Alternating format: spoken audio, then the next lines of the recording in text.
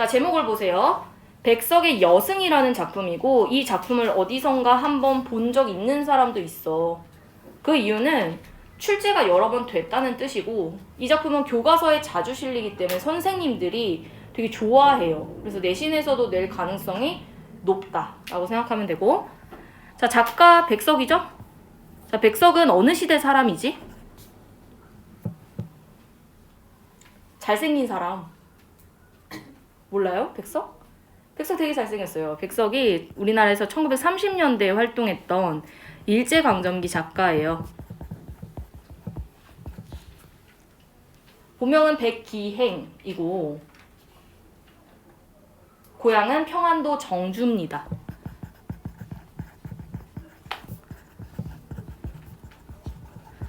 근데 내가 굳이 구쪽? 이 작가에 대한 이야기를 왜 하냐면 이 작가는 주제가 딱 정해져 있어요. 백석은 첫 번째, 가족 공동체 회복을 염원합니다.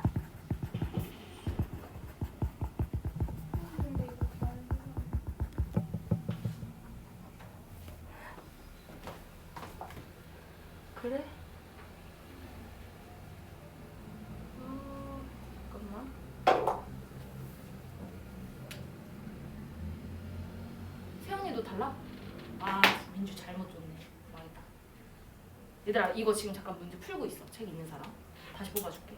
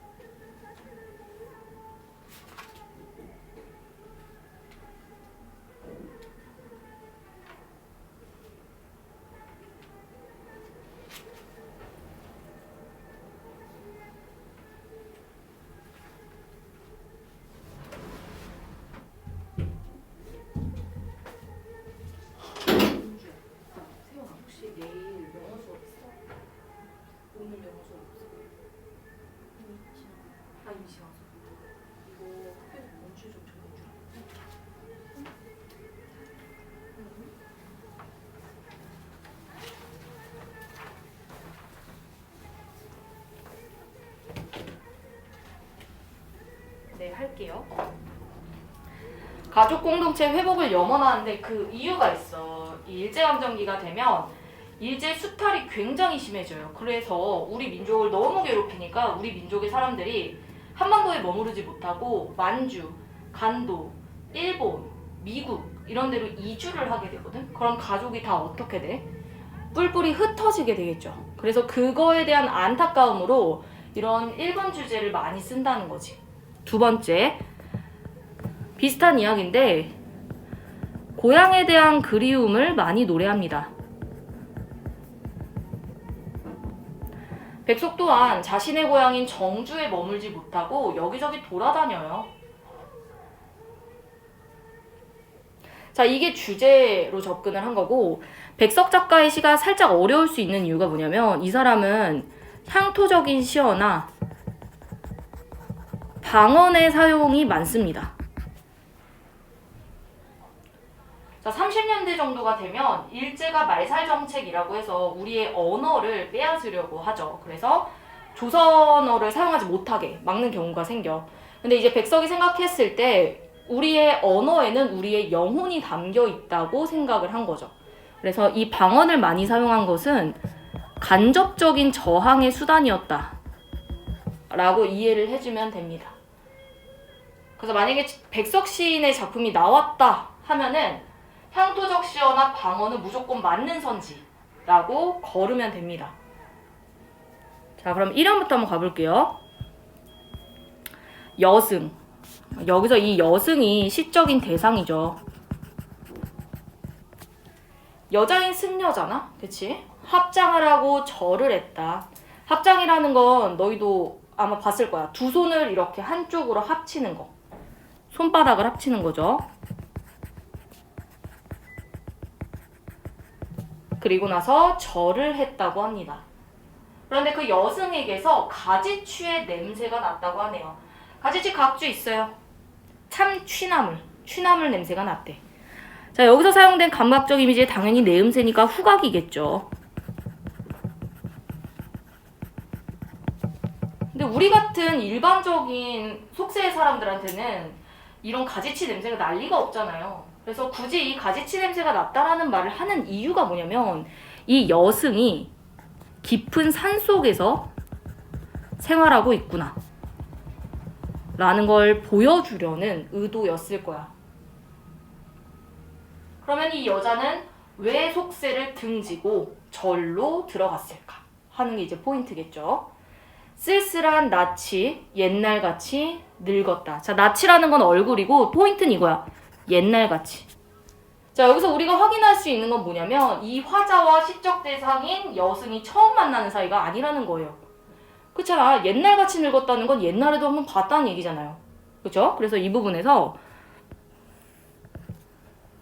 처음 만나는 것이 아니다. 확인이 가능해요.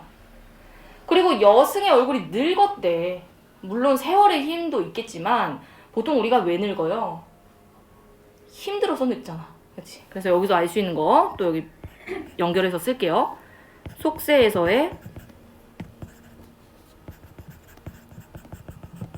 고단했던 삶과 연결을 지어야겠지. 그리고 나는 그 여승을 보면서 불경처럼 서러워졌다고 합니다. 자, 그러면 우리 시에서 가장 중요한 건 화자의 심리잖아. 이 화자는 지금 서러워. 자신의 감정을 직접적으로 제시를 하고 있는데 여기서 우리가 좀 조심해야 되는 게 서러움을 느끼는 이유가 나 때문이 아니라 어떤 대상 때문이라는 게 중요해요. 그래서 여기서 알 수 있는 게 이 화자는 자신의 이야기를 하는 게 아니라 관찰자적인 시선에서 대상을 바라보고 있구나 라는 걸 확인해 줘야 하고, 그래서 이 시에서 시험에 많이 나오는 부분이 뭐냐면 얘를 만약에 소설로 바꾼다면 어떤 시점일까? 어떤 시점일 것 같아요? 일단 나와 안 나와? 이려네. 나오잖아. 나 있잖아. 근데 내 얘기를 안 하네. 어떤 대상에 대한 이야기를 하네. 그러면 어떤 시점이라고 볼 수 있어? 그렇죠. 1인칭 관찰자 시점이라고 볼 수 있어. 그래서 이거를 소설처럼 바꿔서 시점을 묻는 문제도 꽤 많이 나와요. 그래서 이 부분을 뭐 표현법적인 차원에서 접근하자면 직유법도 있고, 그리고 화자가 여인에게 연민의 느낌을 갖는다는 거, 애상적 분위기가 느껴진다는 거, 속세를 떠난 여인의 처지를 환기하는 소재가 바로 불경이라는 거. 그러니까 되게 많은 걸 확인할 수 있는 구절인데, 자, 그렇다면 여기서 속세를 떠난 여인의 처지를 환기한다 라는 말이 왜 나왔냐? 불경이 뭐예요? 불교 경전이잖아요. 불교 경전이 나온다는 것 자체가 지금 속세랑은 멀어졌다는 뜻이야. 네, 이 정도만 이해하면 되는데, 옛날에 어떤 학생이 왜 하필이면 불경처럼 서러워졌냐고 물어본 적이 있어. 하나도 안 중요한데, 불교 경전에 보면 속세를 되게 슬픈 공간으로 그리고 있대요. 그러니까 불경처럼 서러워졌다는 건 속세에 대한 연민의 감정이 담겨 있는 마음이라고 생각하면 됩니다. 별로 중요한 얘기는 아니에요. 자, 그 다음 이어갈게요. 평안도의 어느 산 깊은 금전판. 금전판 각주 있지? 금광이야. 나는 파리한 여인에게서 옥수수를 샀다. 자, 파리하다는 게 뭐야? 얼굴이? 어때? 얼굴빛이? 좋아, 안 좋아? 안 좋거든요. 그래서 파리하다는 건 핏기가 없다라는 의미고, 여인에게서 옥수수를 샀대. 그 여인은 나어린, 자, 이 당시에는 나이가 나로 표현되기도 했어요. 나이 어린 딸아이를 때리며 가을밤같이 차게 울었대. 얘들아, 생각해봐. 이 엄마가 뭐 사이코라서 애를 때린 건 아닐 거 아니에요. 그러니까 엄마가 지금 옥수수를 팔고 다닌다는 건 이 여인이 삶이 어떤 거야? 엄청 고단한 거야. 그치? 근데 그 와중에 애도 있으니까 애를 어떻게든 끌고 다녀야 돼서 때렸겠죠. 그렇죠? 그래서 여기서 알 수 있는 게, 아, 이 여인이라는 존재가 고단한 삶을 사는구나.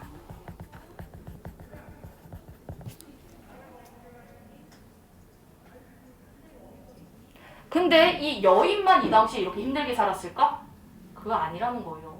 우리나라 이 당시에 엄청 힘들었단 말이야. 그래서 이 여인이 단순히 개인이라기보다는 일제의 수탈과 관련 지어서 생각을 해보면, 궁핍에 시달리는 우리 민족 전체라고 접근해 볼 수도 있어.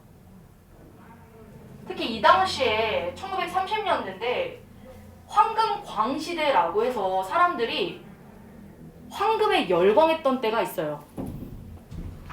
형광빛 장수가 왔어요. 아. 자, 학원 개업 기념품. 형광빛 하나씩 장수 가져가면 주세요. 어느 쪽이든 하나. 세연이 어느 쪽? 어느 쪽? 이쪽? 어느 쪽? 이쪽?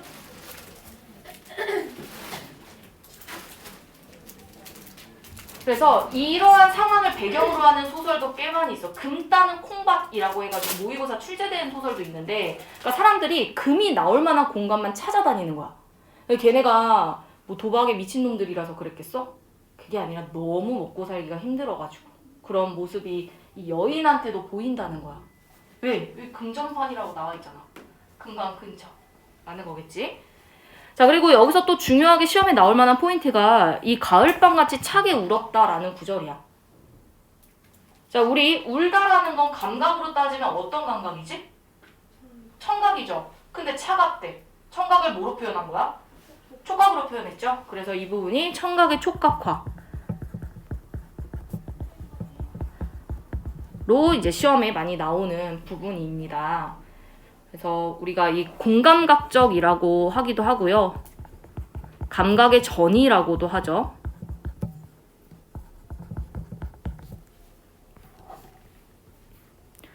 그래서 아이를 때리면서까지 살 수밖에 없었던 여인의 슬픈 상황에 대한 거고, 석벌같이 나간 지아비를 기다린 지 10년이 갔다. 자, 여기서 지아비는 남편이죠. 남편은 돌아오지 않고 어린 딸은 도라지꽃이 좋아서 돌무덤으로 갔다. 자, 돌무덤. 애가 어떻게 된 거야? 죽은 거예요. 뭐 왜 죽었는지 모르겠지만. 네, 여기서 표현법으로 접근하면 뭐뭐 가치니까 직유법 하나 있고요. 그리고 가족 해체 얘기해 볼 수 있는 거야. 가족이 지금 다 뿔뿔이 흩어졌단 말이지. 남편 따로 살고. 그리고 이 도라지꽃이 좋아서 돌무덤으로 갔다. 이거는 대놓고 죽었다는 표현은 아니야. 그치? 근데 우리가 추측을 할 수 있는 거잖아요. 그래서 이 부분에 대해서 뒤에도 나오는데 어린 딸의 죽음을 애둘러서 표현한 식구다.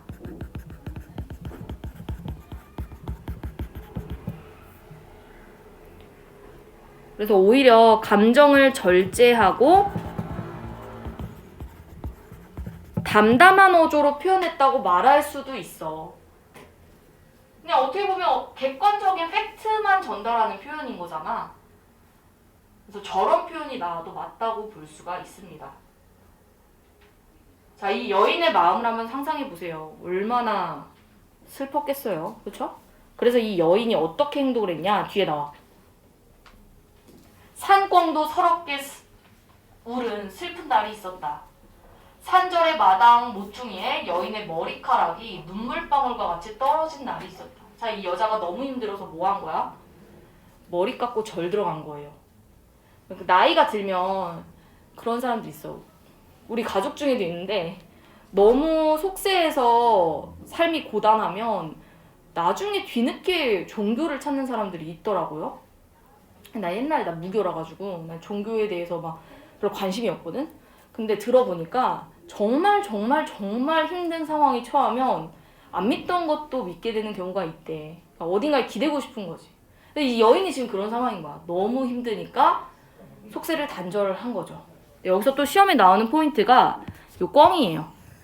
모의고사에서도 나온 적이 있는 부분인데 감정이입이죠. 감정이입이면 동시에 객관적 상관물이라고 말해도 됩니다. 객관적 상관물은 감정이입이 아닐 수도 있지만 감정이입은 무조건 객관적 상관물. 그러면 이 산꿩은 아마도 그 여인의 마음을 대변하는 소재라고 볼 수가 있겠지. 그래서 이 부분이 여인의 심리적인 고통을 돌려서 부각한다. 뭐 대놓고 여인이 슬펐다 이런 표현 쓰지 않잖아요. 자연물을 빌려왔죠? 그러면 이거는 바뀌었을 때 이런 표현으로 나올 수도 있어. 여인의 슬픈 심정을 자연물에 투영했다. 이렇게 나올 수도 있어. 다 맞는 선지예요. 아시죠? 감정이입이고. 자, 그리고 산절의 마당귀에 머리카락이 떨어졌다. 라는 건 여인이 삭발했다는 의미고요. 시각적 이미지라고 볼 수가 있겠네. 떨어지다, 뭐 하강적 이미지 이런 거 있고. 자, 중요한 얘기는 아닌데 이 가치 있지. 이 가치가 아니라 해석이 여러 개가 될 수 있어. 눈물방울과 가치 이거를 철험으로 해석하면 눈물방울이 뚝뚝뚝뚝 떨어지는 것처럼 머리카락도 뚝뚝뚝뚝 떨어졌다. 이런 의미일 수도 있는데 위드로 해석해봐. 위드. 그럼 눈물방울과 같이 머리카락이 같이 떨어졌다. 이렇게도 해석이 가능합니다. 정답은 없고요. 그냥 참고로만 적을게요. 네, 두 가지 해석 다 가능하고. 자, 주제까지만 적을게요. 1930년대 한 여인의 비극적인 일생에 대한 얘기였다.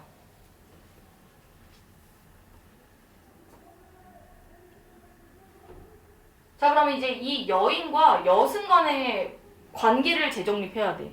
자, 1연에 나왔던 여승이 그럼 누구인 거예요? 이 여자인 거예요. 그러면 이 시가 전체적으로 봤을 때 시간 순서가 아니라는 걸 알 수가 있어. 자, 제일 먼저 일어난 시간적 순서는 2연입니다. 2연. 얘가 첫 번째 사건이야. 나와 여자가 만난 거지. 그리고 나서 3연이 두 번째야. 그 여인의 남편이 안 들어왔고 여인의 딸이 죽었고 그 다음 세 번째가 마지막 년. 여자가 머리 깎고 산에 들어간 거. 그리고 마지막 1년이 그 후에 나랑 다시 재회하는 거. 그래서 이 부분을 시험 문제에서 많이 언급을 하고 여기서 알 수 있는 게 역순행적 구성. 그리고 여인이라는 개인의 삶을 단순히 개인으로 한정 지은 게 아니라 우리 민족 전체라는 역사적인 내용으로 확대시켰다는 거. 이거 굉장히 중요해. 그리고 전체적으로 서사적인 전개가 이루어진다라는 표현이 나와도 맞습니다. 시인데 인물이 나오고 사건이 나오고 배경이 나와요. 그렇다고 해서 시가 아닌 건 아니지. 그러니까 서사적인 내용이 어느 정도 담겨 있다 정도로 접근하면 됩니다. 특히 이 시는 내신을 위해서도 중요하지만 아까 말했듯이 모의고사에 여러 번 출제됐기 때문에 언제든 또 다시 나올 수 있으니까 잘 알아두세요. 자, 그러면 1번 문제. 기억이 불경처럼 직유법 있으니까 빗대어 표현한다. 당연히 맞는 이야기겠지? 그 다음 애상적 분위기 서러워졌다 때문에 맞아요. 그 다음 3번이 정답이죠. 초월적 세계나 정신적 취향 관련이 없고 나머지 4, 5번을 내가 적어줬기 때문에 맞는 선지. 자, 뒤로 넘어갈게요. 자, 가지치의 냄새가 났다. 이거는 A, B, C, D 중에 뭐와 연결이 가능하지? 1번이죠. A. 그치. 후각적 심상을 활용했고 가을밤같이 차게 울었다라는 건 D죠. 감각의 전이. 돌무덤으로 갔다. 애둘러 표현했고 감정이 여기 나오죠. 투영했다. 얘들아, 투영했다라는 말 나오면 객관적 상관을 얘기하는 거야. 사물을 이용해서 감정을 제시하는 거. 자, 그 다음에 3번. 정답은 3번입니다. 요거는 아까 썼으니까 넘어갈게요.